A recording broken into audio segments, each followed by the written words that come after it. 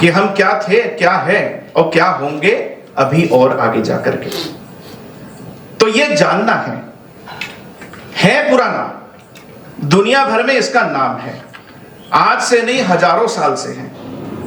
दुनिया में विश्व गुरु भी कहलाता था और सोने की चिड़िया भी कहलाता था। जब लोग वस्त्र पहनना नहीं जानते थे, भाषा तो बहुत दूर की बात है, कल्चर की बात की, संस्कृति की बात की, ज्ञान की बातचीत है, वो तो बहुत ही दूर की बात आ गई। सभ्यता और संस्कृति उससे भी ऊंची चीज होती है, लेकिन वस्त्र तक पहनना नहीं जानते थे। ऐसे कालखंड से ही भारत एक सदैव से उन्नत, चिंतनशील, मननशील और सबके सुख की कामना करने वाला राष्ट्र ऐसा बनकर के उभरा। तभी तो इसको सोने की चिड़िया और विश्वगुरु कहते थे। जिसके पास कुछ होता है उसी को विश्वगुरु माना जाता है, और गुरु जैसा उसका बर्ताव, उसका बिहेवियर भी दुनिया ने महसूस किया होगा किसी काल के अंदर। और हिंदुस्तान पर तमाम आक्रमण भी हुए, भिन्न भिन्न प्रकार के आक्रमण हुए। अब यदि कोई गरीब का गरीब है तो उसके यहाँ कौन आक्रमण करने के लिए जाएगा?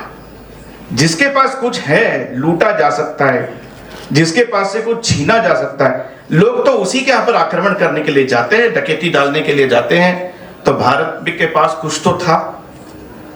अब क्या था? ज्ञान भी था और धन भी था, लेकिन जिसको जिसकी भूख थी वो छीनने के लिए वो हिंदुस्तान की तरफ आया, ज्ञान लेने के लिए कोई नहीं आया। भारत के धन को, दौलत, वैभव, सोना चांदी, ये सब छीनने के लिए भारत पर लगातार आक्रमण हो गए। वो ईसा के पहले से भी हुए, सिकंदर के जमाने से हो गए, ईसा से 376 साल पहले से भी आक्रमण लगातार होते रहे। वो तो खैर राज्य विस्तार के कारण होता था, लेकिन फिर भी धन छीनना और चले जाना, ऐसे अनेक प्रकार के आक्रमण भारत में हुए। कुछ छीन करके चले गए, कुछ ने सोचा अच्छी धरती है, यहीं पर बस जाओ, इसी के ऊपर राज करो, या हमारा जो थॉट है कहीं अरबस्तान वगैरह में कहीं आया होगा, उसको भी यहां पर लागू किया जाए। अनेक साल तक उन्होंने भी कोशिश की, बाद में अंग्रेज भी आ गए। हर एक ने सोचा इस हिंदुस्तान को, भारत को अपने तरीके से मोल्ड कर दिया जाए। तो जिसकी जैसी बुद्धि थी उसने वैसा मोल्ड करने की कोशिश की। इतनी हिंदी समझ में आ रही है क्या? कठिन है, थोड़ा प्रयास करता हूं। अपने तरीके से मोल्ड करने का, समाप्त करने का, अपने में समाहित करने का कोशिश किया।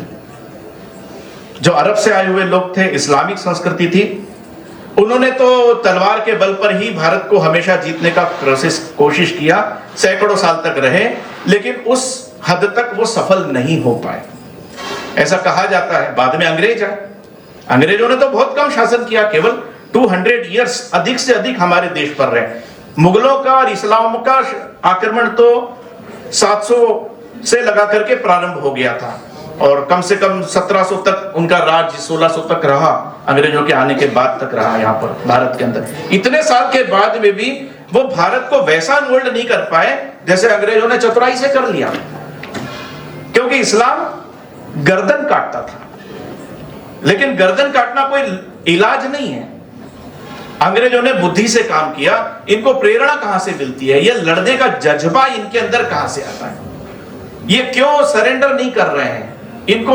इनको जिंदा रहने की ताकत कहां से मिलती है? इसका उन्होंने बहुत बारीकी से पूरे हिंदुस्तान में अध्ययन किया।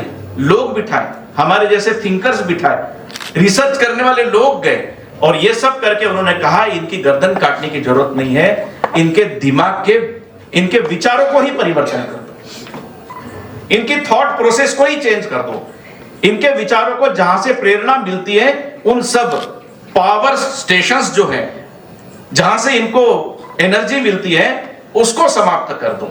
और इसलिए उन्होंने हमारे सबसे पहले हिस्ट्री पर, हमारे इतिहास के ऊपर आक्रमण किया। हम क्या हैं यही हम सब लोग भूल जाए, और इसलिए उन्होंने सबसे पहले एक धारणा फैलाई जब हम संघर्ष करते थे तो, कि हिंदुस्तान, भारत तो कभी एक नेशन रहा ही नहीं। और तर्क क्या देते हैं वो? हम आए तो हमने तो हिंदुस्तान में एक नेशन देखा नहीं, यहां पर तो सैकड़ों राज्य थे, कोई कर्नाटक का राज्य था, कोई बड़ौदा का राज्य था, कोई कहां का राज्य था, ऐसे हमने तो सैकड़ों राज्य देखे, स्टेट्स देखी, उसके अलग अलग राजा थे। उनकी अपनी अलग अलग करेंसी थी, सबकी अलग अलग भाषा थी, सबका अलग संविधान था, सबकी अलग अलग सेना थी। एक हिंदुस्तान कहां था? एक नेशन नहीं था। ये तो हमने उसको एक नेशन बनाया, ऐसा हमारे ऊपर रखा। तो ये अलग अलग राज्य थे, इसको हमने नेशन बनाया। आप कभी एक राज्य, एक राष्ट्र के रूप में कभी भी नहीं थे। ये अंग्रेजों ने हमारे ऊपर रखा कि आप हमेशा से अलग अलग रहे, एक तो हमने आपको कर दिया ला करके। और दुर्भाग्य से ये हो गया कि जवाहरलाल नेहरू जी भी अंग्रेजी पढ़ करके ही आगे बढ़े थे, उसी विचारधारा से बड़े प्रभावित थे। तो उन्होंने भी जो एक पुस्तक लिखी वो लिखा, we are a nation in making, हम अभी राष्ट्र बनने की ओर आगे बढ़ रहे हैं। ये सब ऐसा जानबूझ करके किया गया अंग्रेजों के द्वारा, खास तौर पर के, कि एक सामूहिक मिलकर के संघर्ष की, स्वतंत्रता की भावना उस जमाने के अंदर जो पनप रही थी वो धीरे धीरे मद्दी होती जानी चाहिए, वो धीरे धीरे कम होती चली जानी चाहिए। और इसलिए कहा गया, एक स्लोगन दिया गया कि काफिले आते गए और हिंदुस्तान बसता गया। तो जैसे तुम लोग कहीं से आकर के हिंदुस्तान को बसाए हैं, ऐसे हम 7 समंदर दूर ब्रिटेन से आकर के हम भी हिंदुस्तान में बस गए। तो आप में और हमारे में कोई अंतर नहीं है। एक थ्योरी, एक नैरेटिव हमारे अंदर स्थापित करने का प्रयत्न किया गया उस जमाने के दौर से, और इसलिए सब बाहर के हैं। इसलिए कौन आक्रांत था, कौन गुलाम नहीं। एक जमाने में आप आक्रांता थे, आपने दूसरों को गुलाम बनाया। आज आप हमको आक्रांता कहते हो और अपने को गुलाम बताते हो। ऐसा कुछ नहीं है, जो आता है वो यहाँ राज्य करता है। ऐसा एक थ्योरी धीरे धीरे स्थापित की गई, परंतु ये सत्य तो नहीं है। भारत तो अनादि काल से एक राष्ट्र के रूप में ही हमेशा, एक जीवंत इकाई, यूनिट के रूप में हमेशा से विद्यमान रहा है। पूरा भारत एक था, और इसलिए ये जो पूरा भारत हमारा एक था, इसको समझने की आवश्यकता है। और इसलिए वहां पर राज्य क्या होता है, राष्ट्र क्या होता है, उनकी थ्योरी, नेशन क्या होता है, उनका थॉट और नेशन क्या होता है, हमारे थॉट में जमीन आसमान का अंतर है। वहां पर ये कहते थे कि एक राजा, नेशन होने के लिए, एक राज्य होने के लिए, एक राजा, उसकी एक सेना, उसका एक प्रशासन और उसके विजित लोग, मतलब जिसके ऊपर राज्य कर रहा है, बस ये यदि मिल गया तो एक नेशन बन जाता है। और यदि राजा पराजित हो गया तो नेशन भी बदल जाता है। ये हमने देखा है। कभी मजहब के आधार पर, रिलीजन के आधार पर, पंथ के आधार पर उन्होंने सोचा इसके आधार पर एक नेशन होता है। कभी उन्होंने कहा नहीं, एक भाषा के आधार पर एक नेशन होता है। हिंदुस्तान इन दोनों बातों से अलग है। एक मत, एक पंथ, एक रिलीजन भारत में कभी नहीं रहा। एक भाषा हिंदुस्तान में कभी भी नहीं रही। सभी भिन्न भिन्न थे, फिर भी हम एक नेशन के रूप में हमेशा जिंदा रहे। लेकिन उनकी थ्योरी अलग थी। वो कहते थे एक राजा, एक भाषा, एक मुद्रा, एक सेना, एक प्रशासन, एक ही संविधान, इस पर ही नेशन बनता है। इसलिए उन्होंने कहा कि मजहब के आधार पर है, कभी कहा भाषा के आधार पर है। लेकिन हम ये देख रहे हैं कि इनके आधार पर चले हुए राज्य या नेशन भी आपस में लड़ते हैं। यदि पंथ के आधार पर एक नेशन है तो तमाम मुस्लिम कंट्रीज आज भी लड़ती हुई दिख रही है हमको। यदि भाषा के आधार पर एक नेशन का कॉन्सेप्ट रखा जाए तो एक भाषा वाले राज्य भी आपस में लड़ रहे हैं। और केवल मुस्लिम कंट्री लड़ती ऐसी नहीं है, क्रिश्चियन कंट्रीज भी एक दूसरे के साथ में लड़ते हुए आज भी, इन दिनों में भी हमको देखने को मिलते हैं। इसलिए मत, पंथ, रिलीजन, लैंग्वेज, ये कभी भी नेशन का आधार नहीं रहा। हमारे यहां पर नेशन का आधार संस्कृति रहा। कोई एक थॉट है, कोई कॉमन थॉट है। अभी इतने बड़े बड़े दिखाई देने वाले देश, जिनकी आपने इतिहास के सब पढ़ा होगा कि जिनकी सिविलाइजेशन का डंका बजता था दुनिया भर के अंदर, सो कॉल्ड बहुत बड़ी बड़ी सिविलाइजेशंस कहलाई जाती थी, आज कहां दिख रही है धरती के ऊपर? किसी कवि ने तो बोला ही है कि यूनान, मिस्र, रोमा सब मिट गए जहां से। कभी सुना होगा आपने, यूनान, मिस्र, रोमा सब मिट गए जहां से, कुछ बात है कि हस्ती मिटती नहीं हमारी। हिंदुस्तान की हस्ती नहीं मिट रही। ये क्या हो गया कि हजारों साल में ये तमाम झंडे, बड़े बड़े यूनान, मिस्र, रोमा, ये खत्म हो गए। नहीं, आप वर्ल्ड का नक्शा उठा करके देखेंगे, यूनान भी है, मिस्र भी है, रोम भी है, एक्सिस्ट कर रहा है, नक्शे पर कहीं दिख रहा है, एक भौगोलिक इकाई दिख। फिर कवि क्यों कहता है कि यूनान, मिस्र, रोमा सब मिट गए जहां से, आज नक्शे पर है लेकिन उसकी पहचान समाप्त हो गई। जिस बात के लिए वो सिविलाइजेशन दुनिया भर में मानी जाती थी, प्रभावी मानी जाती थी, उसकी सिविलाइजेशन कहां है? यूनान जिस बात के लिए प्रसिद्ध था, रोम जिस बात के लिए प्रसिद्ध था, मिस्र जिस बात के लिए दुनिया भर में जाना जाता था, उसका वैशिष्ट, उसकी स्पेशलिटी वो खो चुका, अपनी पहचान खो चुका है। एक धरती है, उसका टुकड़ा है, और एक सो कॉल्ड बाउंड्री कह दी, दिस इज कॉल्ड यूनान और मिस्र और रोमा। बट कुछ बात है कि हस्ती मिटती नहीं हमारी। इतने आक्रमण दुनिया में शायद किसी ने नहीं झेले होंगे, तो वो क्या बात है कि हमारी हस्ती नहीं मिटती है? तो हस्ती का नहीं मिटने का एक ही कारण है कि हम एक राष्ट्र के रूप में सदैव रहे, एक नेशन के रूप में सदैव रहे। इसलिए राजा, राज्य, भाषाएं कितनी भी विविधतापूर्ण हो, लेकिन हमारे यहां पर एक राष्ट्र की भावना सदैव जागृत रही। हमारे यहां पर राष्ट्र कभी पॉलिटिकल यूनिट नहीं थी, एक पॉलिटिकल एंटिटी इस रूप में नहीं रहा। हमेशा राष्ट्र हमारा एक कल्चरल, उसकी आइडेंटिटी थी पूरे राष्ट्र की। स्टेट्स भिन्न भिन्न, बट कल्चरल आइडेंटिटी, कल्चरल सबकी समानता समान थी। एक भावनात्मक अटैचमेंट था, उत्तर से लगा करके दक्षिण तक। आज तो हमारा भारत छोटा हो गया, उस जमाने में तो ब्रह्म देश तक नीचे में, आजकल जिसको बर्मा कहते हैं, और इधर चले जाएंगे तो उपगढ़स्थान कहते थे, जहां से गांधारी आती थी, काबुल और कांधार यानी अफगानिस्तान। इतनी विविधताओं वाला देश एक आइडेंटिटी के रूप में क्यों रहता था? क्योंकि सब में एक कहीं ना कोई भावनात्मक अटैचमेंट था। कुछ भाषा भिन्न होने के बाद भी कुछ सिमिलरिटी सब लोग महसूस करते थे। वो सिमिलरिटी क्या है और राष्ट्र होने के लिए आवश्यक क्या चीज है? तो हमारे यहां पर कहा गया कि राष्ट्र होने के लिए 3 बातें चाहिए। 3 नंबर 1, एक भूमि चाहिए, कोई लैंड, पहचान की, पक्की लैंड की, ये हमारी, जैसे इजराइल कहता है कि वो हमारी लैंड है, 1800 साल पहले से बोलता है वो हमारी लैंड है, भूमि है। दुनिया भर में अपना सब कुछ छोड़ करके इजराइली आज वहां पर पहुंच गए एक नेशन बनाने के लिए। तो एक लैंड चाहिए, और एक चाहिए जन यानी लोग, पीपल, एक समान अनुभूति वाले पीपल, एक समान अपने आप को मानने वाले, जिनका भावनात्मक अटैचमेंट है। तो लैंड चाहिए, भूमि, जन चाहिए, पीपल, और एक उनकी समान संस्कृति चाहिए, जिससे वो एक दूसरे को आपस में जुड़ा हुआ महसूस कर सके। तो ऐसे रूप में, एक भौगोलिक इकाई रूप में तो भारत प्राचीनतम है। आज का भारत तो हमें पंजाब से लगा करके और नीचे ज्यादा से ज्यादा पश्चिम बंगाल तक जाकर के, नाम ही उसका पश्चिम बंगाल हो गया, जबकि हिंदुस्तान के पूर्व में है, हिंदुस्तान के पूर्व में, लेकिन नाम है उसका पश्चिम बंगाल। इट मींस हमारा बहुत बड़ा बंगाल तो उधर छूट गया।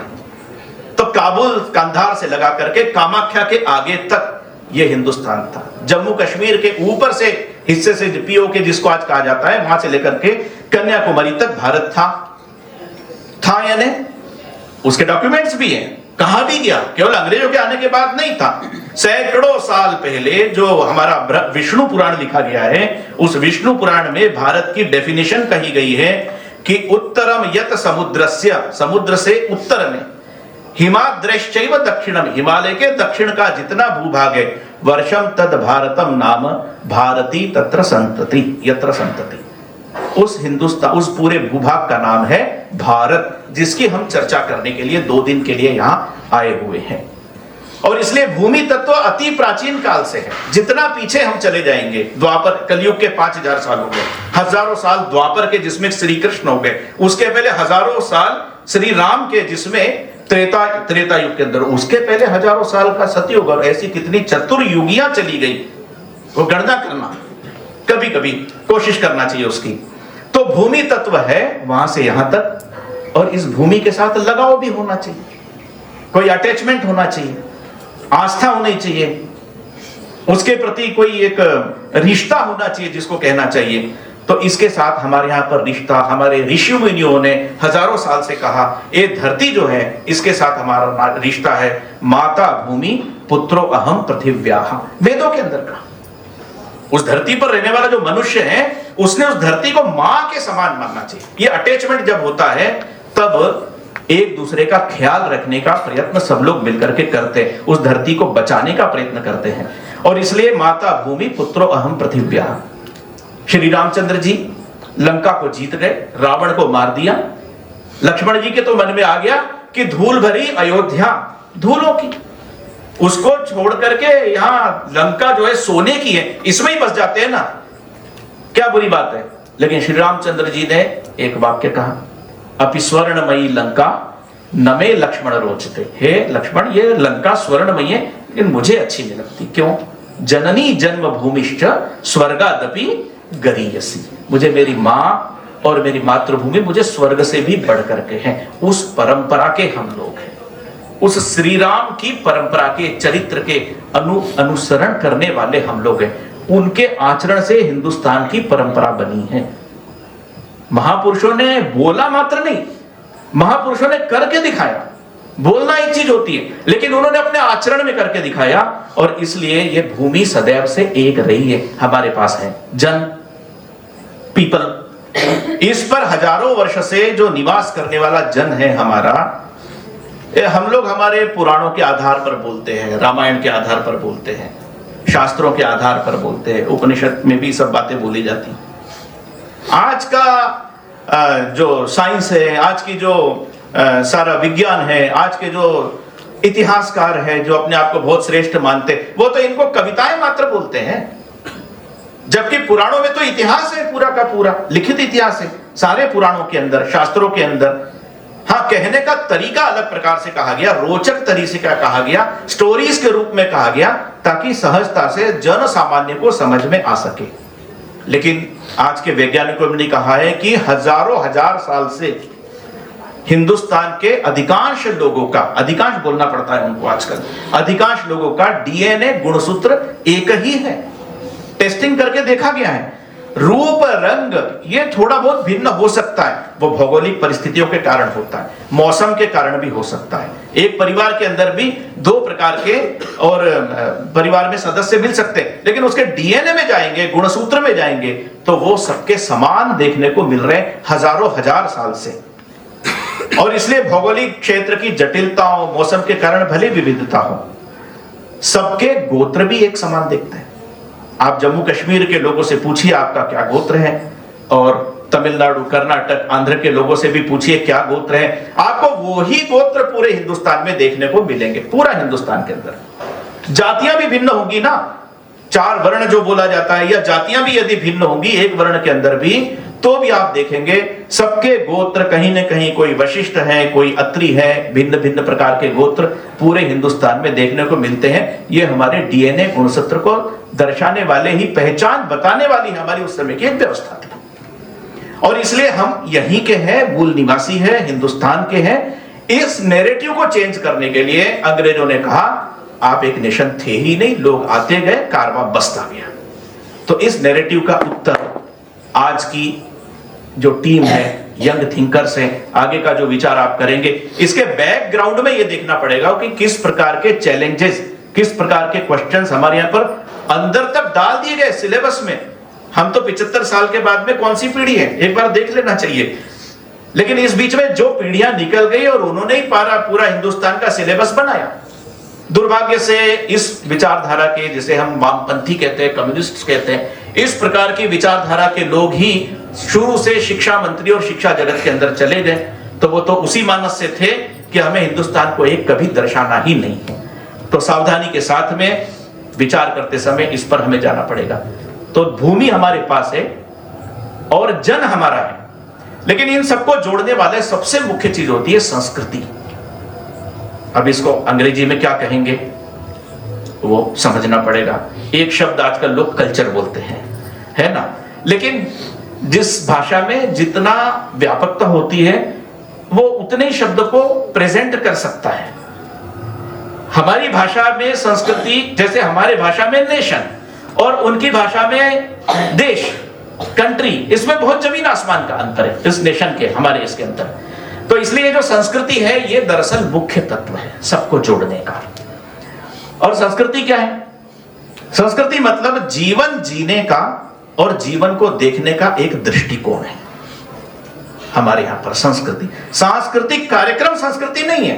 डांस कैसा किया, नाटक कैसा किया, एक पिक्चर कैसे बनाई, आजकल उसको सांस्कृतिक कार्यक्रम कहा जाता है कई जगह पर। कल्चरल प्रोग्राम का मतलब स्टेज के ऊपर अच्छा डांस कर देना, कल्चरल प्रोग्राम का मतलब स्टेज के अंदर एक अच्छा नाटक प्रस्तुत कर देना। That is not cultural, that is, वो कहलाता है रंगमंचीय कार्यक्रम, स्टेज प्रोग्राम। वो स्टेज प्रोग्राम है जो हमारे कल्चर को दर्शाता है। कल्चर क्या है? कल्चर एक दर्शन है। चित्र बनाना है, किसका बनाना है, किसका बनाया, इसके आधार पर तय होता है कि आपका कल्चर क्या है, आपकी संस्कृति क्या है। चित्र तो तमाम चित्रकार बनाते हैं। मकबूल हुसैन, क्या नाम, मकबूल हुसैन, वो भी तो चित्र बनाते थे, लेकिन उन्होंने चित्र बना करके क्या प्रदर्शित किया। लेकिन हमारे यहां पर अनेक राजा वो भी हो गए, उन्होंने भी चित्र बनाए। तो संस्कृति को दर्शाने वाली कृतियां होती हैं, और इसलिए संस्कृति यह है जीवन जीने का तरीका और जीवन को देखने का दृष्टिकोण, वो है संस्कृति। और जो जीवन जीने का तरीका है, दृष्टिकोण और तरीका, हिंदी समझ में आ रहा होगा, एक है विजन और एक है तरीका, कैसे जीते हैं आप, ये दोनों भिन्न चीज है। जीवन कैसे जी रहे हैं, आपका लाइफस्टाइल क्या है, वो सभ्यता कहलाती है तथाकथित। बट विजन क्या है, वो संस्कृति से आता है। और जो सभ्यता है, सभ्यता और संस्कृति में अंतर है। सभ्यता ये बाह्य प्रकटीकरण है, बाह्य प्रकटीकरण है, ये आवरण है। आवश्यक नहीं कि तथाकथित जो सुसभ्य आदमी है, सभ्य दिखने वाला व्यक्ति, वो सुसंस्कृत भी हो, ये जरूरी नहीं है। आज की भाषा में यू आर ए जेंटलमैन, सभ्य आदमी है। तो जेंटलमैन है, सभ्य मतलब क्या है, आपने अच्छा कोट पहना है, अच्छी टाई लगाई है, अच्छा ड्रेस किया है, वेल ड्रेस्ड है, लुकिंग गुड है, आप जेंटलमैन है। ये बाहरी दृष्टिकोण है। आपका बिहेवियर क्या है, वो आपकी संस्कृति बताती है, आपके बिहेवियर को आपकी संस्कृति बताती है। और इसलिए ये जरूरी नहीं कि सुसभ्य दिखने वाला इंप्रेसिव व्यक्ति सुसंस्कारित भी हो। उसी प्रकार से आधुनिक सभ्यता से दूर दिखने वाला, यह जरूरी नहीं है कि कुसंस्कारित हो। आधुनिक सभ्यता से दूर दिखने वाला भी सुसंस्कृत हो सकता है हमारे यहाँ हिंदुस्तान के अंदर। इन दोनों बातों को हमको अच्छे से समझने की आवश्यकता है। विज्ञान की प्रगति हुई, प्रगति तो जीवन का आधार है, सुख लाता है। आवश्यकता आविष्कार की जननी है, आवश्यकता आविष्कार की जननी है, ये स्कूल्स में पढ़ा होगा आपने। और इसलिए विज्ञान के आविष्कारों के साथ जो भौतिक सुविधाएं हैं, लौकिक सुविधाएं जिसको कहते हैं, उसका विकास होता गया। विज्ञान के साथ में भौतिक सुविधाओं का विकास होता चला गया, और इसलिए जीवन की शैली बदलती चली गई, लाइफ स्टाइल बदलती चली गई, वेयरिंग्स बदलते चले गए, वेयरिंग्स बदलते चले गए, लाइफस्टाइल बदलती चली गई है। पहले कच्चे रास्ते होते थे, पुराने जमाने में कच्चे रास्ते, रोड्स नहीं थे। धीरे धीरे थोड़े से कुछ ईंट लगा करके ऐसे कुछ थोड़े ठीक ठाक रास्ते आ गए। बाद में सड़कें बनी, रोड्स, आजकल महामार्ग मिलते हैं जिनको हाईवेज कहते हैं, और उसके आगे आजकल सुपर हाईवेज भी आ गए हैं। तो ये छोटे कच्चे रास्ते से विकास होते होते सुपर हाईवे तक आ जाना, ये सभ्यता का विकास है बाहरी, जो विज्ञान के प्रगति के साथ में आएगा, स्वाभाविक है, आना चाहिए, गलत नहीं है। पहले हम पैदल चलते थे, बाद में घोड़े आ गए, बाद में बैलगाड़ी आ गई, उसके आगे साइकिल आ गई, उसके बाद मोटरसाइकिल आ गई, फिर कार आ गई, फिर ट्रेन आ गई, फिर फ्लाइट्स आ गए, फिर जेट आ गया है, अभी रॉकेट में भी अंतरिक्ष तक ले जा रहे हैं। ये जो पैदल चलने से रॉकेट तक पहुंचने की यात्रा है, वो सभ्यता का विकास है। पहले हम झोपड़ी में रहते थे, छोटी छोटी हट्स में, फिर कच्चे मकान बनने लग गए, फिर पक्के मकान बनने लग गए, अब मल्टी स्टोरी बिल्डिंग के अंदर हम, हाई राइज बिल्डिंग्स के अंदर हम रहने लग गए। तो वो जो झोपड़ी से हाई राइज बिल्डिंग तक की यात्रा है इतने साल की, वो सभ्यता का विकास है, संस्कृति का नहीं, सभ्यता का विकास है। पहले हम पत्तल रहते ना, लीफ, मतलब उसके ऊपर खाना खाते थे, केले का उसके ऊपर खाते थे। फिर मिट्टी के पात्र आ गए, अर्थ अपने इसके मिट्टी का, फिर पीतल आ गया, ब्रॉन्ज वगैरह आ गया, फिर चीनी मिट्टी के आ गए, आजकल ज्यादा विकास हो गया है, स्टील के आ गए, अभी और ज्यादा विकास हो गया है तो यूज एंड थ्रो आ गए, प्लास्टिक आ गया है जो पूरी धरती को बर्बाद करने के लिए जा रहा है। अब ये सभ्यता का विकास है, संस्कृति इसमें कहीं कुछ नहीं है, ये सभ्यता का विकास है। तो ऐसा एक जो लाइफ स्टाइल चेंज है, पहले नीचे बैठ के खाते थे आप घर में, बाद में डाइनिंग टेबल्स आ गए तो टेबल पर बैठने लग गए, अभी आप शादियों में जाते हैं तो खड़े खड़े ही खा लेते हैं। ये this is change of life style. ये सभ्यता परिवर्तित होती रहती है, ये सब बाह्य परिवर्तन है, ये सभ्यता है, उसका विकास है, विनाश है, क्या कहना है वो बाद में डिसाइड होगा। लेकिन संस्कृति क्या है? संस्कृति क्या है? वो एक अंदर की चीज है, गहरी है, डीप में जाकर के उस पर विचार। ये बाहरी चीजें दिख रही हैं, अंदर में क्या है? अमेरिका का विकास हमको झोपड़ी से हाई राइज बिल्डिंग तक देखने को मिलता है, लेकिन वहां के इंसान, वहां का मनुष्य, उसकी संस्कृति क्या है, वो सुखी है क्या? ये सब भी देखने की बात है। आज वो हिंदुस्तान की ओर देख रहे हैं, इसलिए गहरी चीज है, जीवन में अंतर्निहित है, परंपराओं से आती है, रग रग में, हमारे ब्लड के अंदर होती है, हमें नहीं मालूम पड़ता है। बचपन में मानते हैं, युवा होने पे नहीं मानते हैं, थोड़ा बड़े होने पे मानने लग जाते हैं। ये भी होता है, हर एक के जीवन के अंदर ये आने लग जाता है।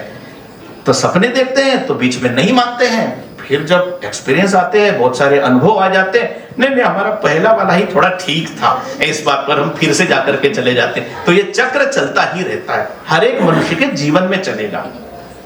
तो ये थॉट है, ये चिंतन है, ये थिंकर्स सोचते हैं कहां जाना, कैसे जाना है।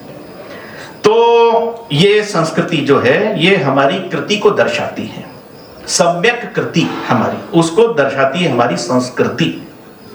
संस्कृति का यदि हम अलग अलग करके देखेंगे तो सम यानी सम्यक, ना एक तरफ, बिल्कुल टू इधर नहीं टू उधर नहीं, एक सम्यक, सबके साथ एक सामंजस्य, डिसिप्लिन रखते हुए एक सम्यक कृति, हमारा एक्ट, जो सबके भले के लिए किए जाने वाला एक्ट है, दैट इज कॉल्ड संस्कृति।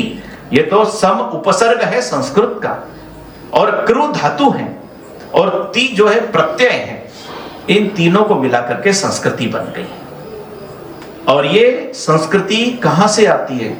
ये थॉट में से आती है, दर्शन में से आती है, फिलॉसफी में से आती है। दर्शन कहां से आता है? थिंकर से तो सोचना पड़ेगा, एक एक स्टेप पर जाना पड़ेगा। संस्कृति यदि दर्शन से आती है, फिलॉसफी से आती है, दर्शन कहां से आ गया? दर्शन हमारे ऋषि मुनियों ने किया, हम भी कर सकते हैं उस स्टेप पर जाकर के। दर्शन, हमारी फिलॉसफी, हमारा थॉट प्रोसेस कभी भी रुकी नहीं है। हजारों साल में हजारों प्रकार के ऋषि मुनि आए, उन्होंने अपने अपने तरीके से भगवान को देखा, अनुभव किया, और अपने वर्ड्स के अंदर लोगों के सामने रख दिया। लोगों को समझ में आया, उन्होंने उसको एक्सेप्ट किया, लोगों ने उस पर चलने की कोशिश की, नहीं समझ में आया तो छोड़ भी दिया। हमारे यहां तो चार्वाक ऋषि के दर्शन को भी कहा गया कि हाँ देखो तो सही, करके देखो, ऋणम कृत्वा घृतम पिबेत, ऋण ले लीजिए, घी पीजिए। दुनिया किसने देखी है? कोई पुनर्जन्म होता जाता नहीं है, ये भी करके देख लिया लोगों ने। लेकिन ये दर्शन आता है, स्थायी दर्शन आता है, जो लंबे समय तक चलता है, वो ऋषि मुनियों ने जो विचार किए उसमें से आ गया। प्राचीन काल के ऋषि मुनियों ने ध्यान में जो बातों को अनुभूत किया, उसके आधार पर दर्शन विकसित हुआ, शब्दों में विकसित हुआ, साहित्य में आया, काव्य के रूप में आ गया। तो ऐसा आता है। और दर्शन हमारा यह कहता है कि सब एक है। उस दर्शन में उसने कहा कि कुछ नहीं है, सब परमात्मा है, एक ही परमेश्वर सबके अंदर है। अब ये जो लड़ाई झगड़े हैं दुनिया भर के, इसलिए है कि मैं बड़ा और तुम छोटे, मेरा थॉट सही, तुम्हारा थॉट गलत। हिंदुस्तान में यह कहा गया सब समान है, मैं ही, ये नहीं है, मैं भी तुम भी, दोनों पर चल करके देखना है। ऐसा थॉट हमारे यहाँ पर ऋषियों ने रखा। और इसलिए जो दुनिया बनती है वो बनती है व्यक्ति, समष्टि, प्रकृति और परमेष्टि, है ना। व्यक्ति है, नेचर है, समाज है और परमात्मा है। इनका आपस में कोई रिलेशन है क्या? वो रिलेशन जब समझ में आता है तब ये मेरा तेरा ये भाव धीरे धीरे समाप्त हो जाता है। हमारा है, तुम्हारा है, ये भाव, क्योंकि सब में वो ही है। तो इसलिए ये व्यक्ति सब समान है, सबके अंदर मैं हूं, ये जब भाव निर्माण होता है वो संस्कृति का आधार बनता है, बिहेवियर का आधार बनता है। सब वही परम तत्व, एक ही ब्रह्म सबके अंदर है। मनुष्यों के अंदर है, जीव जंतुओं के अंदर है, पेड़ पौधों के अंदर है, नदियों में है, पर्वत के अंदर है, उसी के अंदर वही परमात्मा है। वही परमात्मा एक ब्रह्म सबके अंदर है। ये हमारी शास्त्र कहते हैं, हमारे पुराणों में कहा गया, हमारे वेदों के अंदर कहा गया। अब इस पर विचार, इस पर भरोसा होना, ये वेद ही गलत है, यहां से ही स्टार्ट कर दिया गया हिंदुस्तान में पढ़ाने का काम। तो फिर से उसको पुनर्स्थापित हमको ले जाकर के करना है। और भगवान ने, श्री कृष्ण जी ने भगवत गीता के अंदर कह ही दिया ना, लोगों को, लोग अलग अलग मानेंगे कर्म के कारण से। आपके पास ज्यादा पैसा आ जाएगा, इसके पास कम पैसा है। परंपरा के कारण से, कर्म के कारण से आपके पास ज्यादा ज्ञान आ गया, इसके पास कम ज्ञान आ गया। किसी कारण से आपके पास शारीरिक बल ज्यादा आ गया, इसके पास कम शारीरिक बल है। तो क्या आप बड़े हो गए, वो छोटा हो गया? किसी जाति में आने के कारण आप बड़े हो गए, किसी जाति में आने के कारण ये छोटा हो गया, इसको कोई अधिकार नहीं है।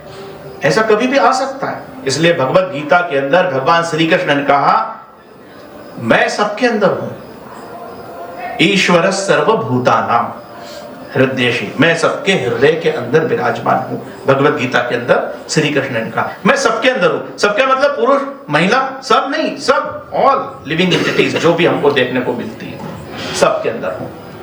और सबके अंदर मैं समान हूं, आपके अंदर ज्यादा हूं, इसके अंदर कम हूं, ऐसा कभी नहीं कहा। इसलिए उन्होंने उसी भगवत गीता के अंदर का कहा, समम सर्वेषु भूतेषु, मैं सबके अंदर समान रूप में हूं।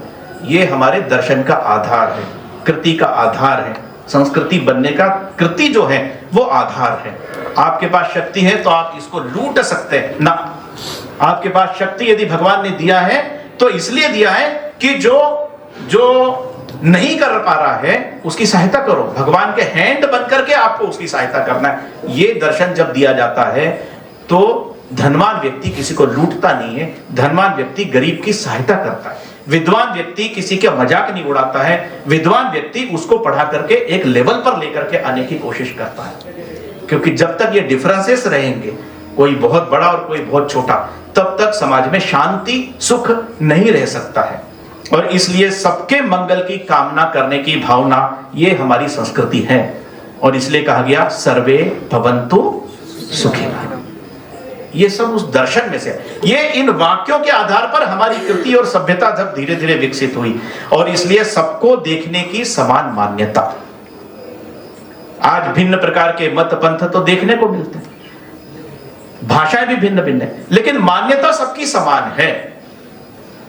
सबका पाप और पुण्य का जो कॉन्सेप्ट है वो जम्मू कश्मीर में और तमिलनाडु में समान है, वो कामाख्या में और पंजाब में समान है। क्या पाप है और क्या पुण्य है, ये भाषा ग्रंथ अलग होने के बाद भी पाप और पुण्य का कॉन्सेप्ट दोनों जगह पूरे हिंदुस्तान में एक हमको देखने को मिलता है। एक संस्कृति है, समान मान्यता है। नंबर एक है मातृवत परदारेषु, मातृवत परदारेषु, यानी जितनी भी स्त्रियां हैं उनको हमारे यहां पर माता के रूप में स्वीकार किया गया है। आज दुनिया भर हमको सिखाता है कि महिलाओं को बराबरी के दर्जे पर लेकर के आना है। बराबरी के दर्जे का क्या मतलब है? हमारे यहां पर तो माता के रूप में ही उसको कहा गया है, बराबरी का दर्जा नहीं। हमारे यहां तो देवी स्वरूपा, स्त्री की पूजा देवी स्वरूप में करना चाहिए। हजारों साल से हमारे यहाँ की परंपरा में लाया गया, कुछ तो सोच करके लाया गया। कोई तो साइकोलॉजिकल कारण भी है उसके पीछे, कोई तो साइकोलॉजिकल कारण भी उसके पीछे कि समाज में एक अनुशासन, कोई डिसिप्लिन, कोई ना कोई एक सिस्टम, एक व्यवस्था बनी रहना चाहिए। इसलिए दृष्टि, विजन स्त्री के प्रति कैसा होना चाहिए? तो मातृवत परदारेषु, लोष्ठवत परद्रव्येषु, परद्रव्य है, दूसरे का धन है, वो लोहे के समान है, मिट्टी है, मेरे को नहीं चाहिए, दूसरे का है। अब ये तो ग्रंथों में कहा गया। और आत्मवत सर्वभूतेषु, ये थोड़ी बड़ी बात है, लेकिन इसका असर पूरे देश में देखने को मिलता है। पढ़ा लिखा बहुत ज्ञानी उसके अंदर ही देखने को मिलता है, ऐसा नहीं है।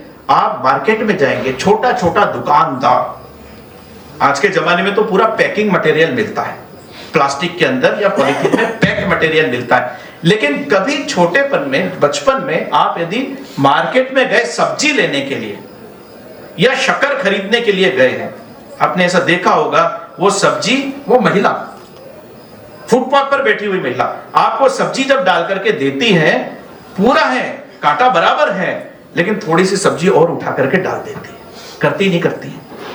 घर में दूध देने वाला आता है, 1 लीटर का पूरा नाप आपके ऊपर डालेगा, आपके पात्र में, और थोड़ा सा और उठा करके डालेगा। क्यों? क्योंकि इसने पैसे दिए, तो मेरे से ऐसा ना हो कि ये पात्र में थोड़ा यदि कम रह गया हो तो ये पाप हो जाएगा। पैसा लिया है, पूरा मुझे दे। ये दूध वाला जानता है, ये वो फुटपाथ पर बैठी हुई सब्जी बेचने वाली जानती है, थोड़ा सा डाल दूं, दूसरे का मेरे पास नहीं आना, क्योंकि दूसरे का धन मेरे लिए लोहे के समान है, मुझे उसका उपयोग नहीं करना चाहिए। ये हृदय के अंदर बैठा दिया गया। मातृवत परदारेषु, दूसरे की पराई स्त्री को मां के समान मानना, अनादिकाल से। 1630 में शिवाजी महाराज का जन्म हुआ था, आगे गए, सुल्तान को पराजित किया, उस सुल्तान की बहू को शिवाजी के सामने लाया गया कि आप इनके साथ विवाह कर लें। उसको तो लग रहा था जैसे मेरे सुल्तान लोग दुर्व्यवहार करते हैं पराई स्त्री के साथ, ऐसा मेरे साथ हो जाएगा।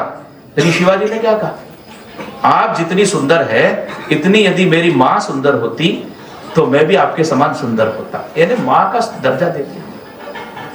स्वामी विवेकानंद, ये सभ्यता है, हमारे देश की संस्कृति पर आधारित सभ्यता है, पर स्त्री को माता के समान मानना है, लूट का माल नहीं मानना है, लूट का माल नहीं। 1863 में और स्वामी विवेकानंद जी जन्मे, और विवेकानंद जी तो अमेरिका में गए, शिकागो में डंका बजा दिया, बहुत साल तक वहां रहे। एक स्त्री ने उनके पीछे लग गई कि मुझे आपके साथ विवाह ही करना है, मैरिज करना है आपके साथ। ये तो सन्यासी है, अखंड ब्रह्मचारी है, नहीं नहीं नहीं, आपके साथ विवाह नहीं कर सकते हैं, मेरा अखंड ब्रह्मचर्य का व्रत है। ना ना ना, मुझे अगली पीढ़ी के लिए आपका जैसा एक, मतलब मुझे विवेकानंद जैसा एक पुत्र चाहिए, विवेकानंद जैसा एक पुत्र चाहिए। अगली पीढ़ी का नहीं बोली, विवेकानंद जैसा। तो विवेकानंद क्या कहते हैं, आपको विवेकानंद जैसा पुत्र चाहिए तो मुझे ही आप अपना पुत्र समझ लीजिए, मैं आपका पुत्र, और आपको अपनी मां स्वीकार करने के। ये सभ्य विवेकानंद है, ये सभ्यता हिंदुस्तान की दुनिया में नहीं देखने को मिलती थी। और आत्मवत सर्वभूतेषु, एक ही चेतन सबके अंदर है, और इसलिए हर घर में भूखे के लिए भोजन वूटा निकाला था। पहली रोटी अन्ना गाय के लिए जरूर जाना चाहिए।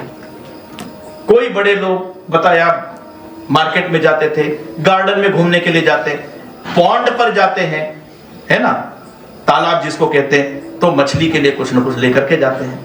वो जो चींटी रेंगती है उसके लिए आटा लेकर के जाते। अब ये कहां से आ गया, आपका क्या ब्लड रिलेशन नहीं है, कुछ नहीं है, लेकिन भगवान की कृति है तो उसको भी जीने के लिए हमारा ही कोई ना कोई रोल बनता है। और इसलिए भूखे को भोजन, गाय को रोटी, पशु पक्षियों को छत पर आप दाना डालते हैं, गर्मी के दिन में पानी पिलाते हैं, उस पक्षी के लिए, बर्ड्स के लिए रखना पड़ता है। ये सब यहाँ की व्यवस्था है, ये हमारी संस्कृति है, सुख दुख की समान अनुभूति है। ये हमारे हिंदुस्तान में, पूरे भारत में एक जैसा देखने को मिलता है। और इसी दर्शन ने कहा है, वृक्ष, नदियां, पर्वत, इसके साथ एक तादात्म्य बना दिया। आज उपभोगवादी जो सभ्यताएं विकसित हुई वेस्टर्न कल्चर के अंतर्गत, उन्होंने पूरे कितने प्रकार की लेयर से उनको सबको नष्ट कर दिया, ओजोन लेयर्स को नष्ट कर दिया है, जल नष्ट हो गया है, वाटर समाप्त हो गया है, कार्बन बहुत अधिक बढ़ रहा है, उसको कम करने पर प्रयास किए जा रहे हैं। लेकिन हमारे यहाँ तो पहले से ही नदी को पूजना है, पेड़ तो लगाना है, पर्वत की तो पूजा करनी है, इसकी रक्षा करना है, इनको तोड़ना नहीं है, उखाड़ना नहीं है, सुखाना नहीं है। ये जो किया गया है, ये इसकी आज आवश्यकता है, इसकी आज पूरे जगत में चर्चा है, हमारी सभ्यता में, हमारी संस्कृति के अंदर ये निहित है, हमारे एक्ट में निहित है। हमारे प्रत्येक फेस्टिवल में, उत्सव में ये निहित है, किसी पेड़ की जरूर पूजा करना है, किसी तालाब की जरूर पूजा करना है। ये हमारे यहाँ पर रखा गया है सबके साथ एकात्मता के लिए। और इसलिए इस दर्शन के आधार पर जो कृति बनी वो हमारी संस्कृति है, वो भारत की संस्कृति है, वो भारत का प्राण तत्व है। ये प्राण तत्व समाप्त जिस दिन हो जाएगा, भारत भारत नहीं रहेगा। यूनान, मिस्र, रोमा सब मिट गए, जहां से नक्शे पर भारत रहेगा। प्राण तत्व समाप्त हो गया, एक निर्जीव बॉडी मात्र रह जाएगी। उस भारत को बचाने की चिंता ये यंग थिंकर्स मीट के अंदर आप लोग अगले 2 दिन के अंदर जरूर करने वाले हैं। मेरी उसमें जरूर शुभकामनाएं भी हैं। और इसलिए इसके आधार पर जो राष्ट्र विकसित होता है, मैंने शुरू में बताया, अंग्रेजों ने कहा था एक राष्ट्र नहीं है, अलग अलग स्टेट से अलग अलग राज्य हैं ना। अलग अलग राज्य होने के बाद में भी एक संस्कृति को मानने वाले लोगों ने सब में अपनत्व का भाव देखा। अभी हिंदुस्तान के ऊपर 2000 साल पहले भी यदि किसी ने आक्रमण किया, ज्यादातर आक्रमण वेस्टर्न दर्रों से हो गए, अफगानिस्तान और जिसको आज हम पाकिस्तान कहते हैं कांधा, उधर से उन्होंने उनको रोका सबने। लेकिन जब वो पराजित हुए तो बाकी जगह से भी तो लोग गए हैं ना, सबने बचाने की कोशिश की मिल करके। ईसा से 326 ईयर्स पहले, मींस 326 BC सिकंदर आया हिंदुस्तान के अंदर, सिंधु नदी तक आ गया। वो उस समय क्या हो गया वो सब देखा चाणक्य ने। उसके आधार पर उसने तय किया छोटे छोटे राज्य तो रहेंगे लेकिन सबका मिलकर के एक बड़ी सेना बनानी चाहिए। अब चाणक्य को क्या लेना देना था, पाटलिपुत्र आज जिसे हम पटना कहते, वहां के रहने वाले थे, लेकिन वहां जाकर के चंद्रगुप्त मौर्य को लेकर के आए, वहां की सेना को राज्य का तख्ता पलट कर दिया। राज्य तो अच्छा चल रहा था पटना का, उसको क्या लेना देना था इधर से पंजाब और यहाँ कोई आक्रमण कर रहा है, 1600 किलोमीटर दूर है, 1600 किलोमीटर, क्या लेना देना था, नहीं।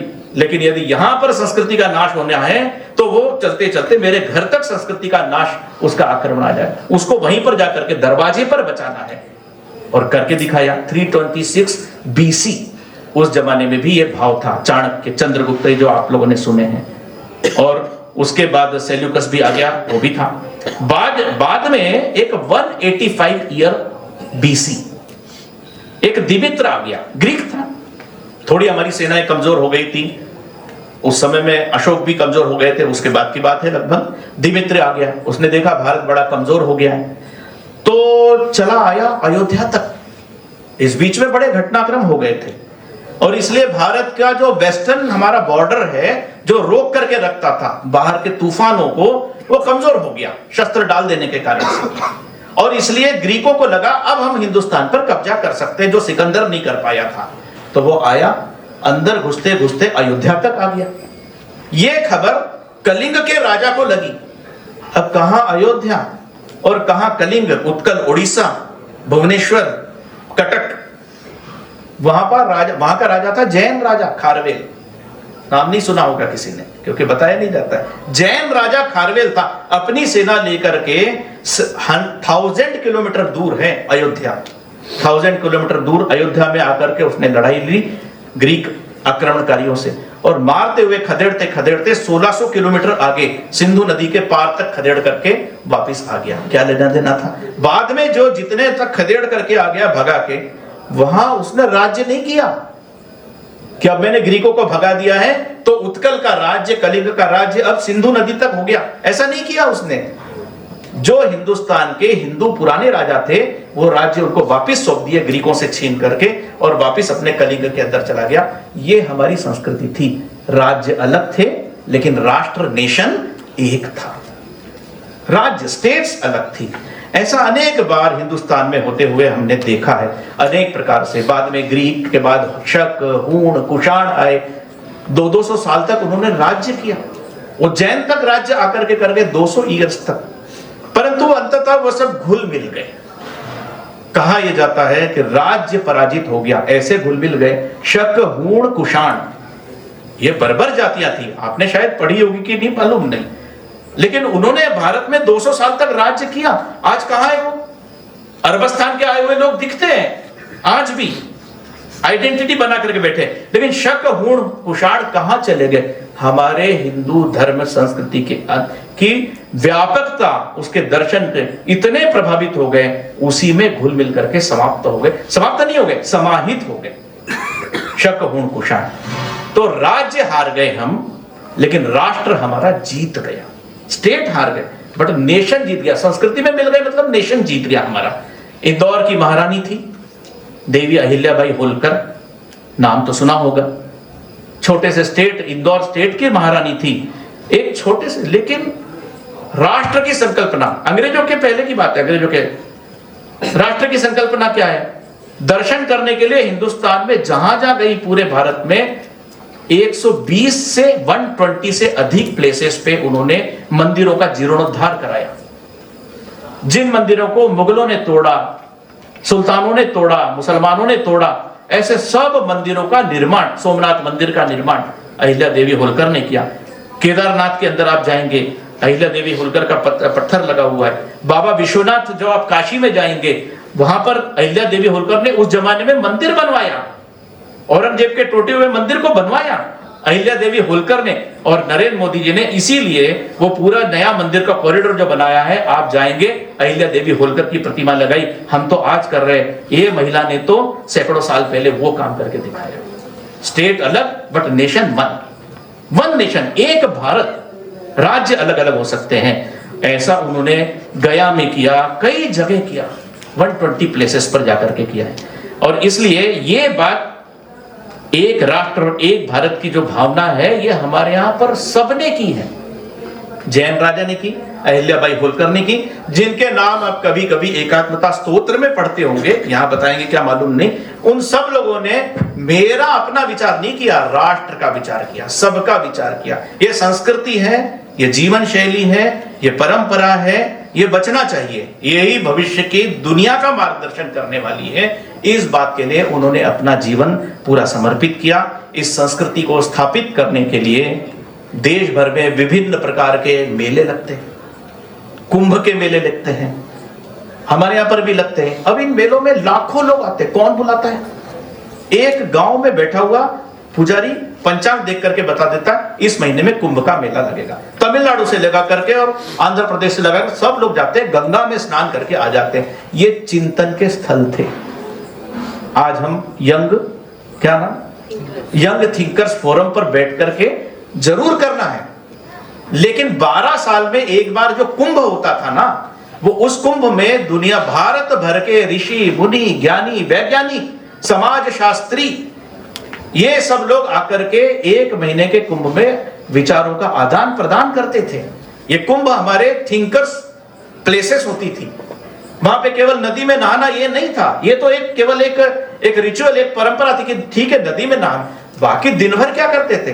अलग अलग आश्रमों में अलग अलग विधा के लोग आकर के, साउथ में क्या चल रहा है, नॉर्थ में क्या चल रहा है, नॉर्थ ईस्ट में क्या चल रहा है, इन सब पर चिंतन मंथन जो चलता था, ये हमारे कुंभ। और लाखों लोग वहां से आकर के, एक राम का नाम कहां के थे? अयोध्या के थे, लेकिन तमिलनाडु के गांव गांव में राम है, आंध्र के गांव गांव में राम है। किसने पहुंचाया?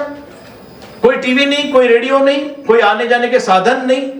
हजारों साल में कहीं पर रामण्णा है, कहीं पर रामैया है, कहीं पर राम निवास है, कहीं रामचरण है, कहीं रामप्पा है।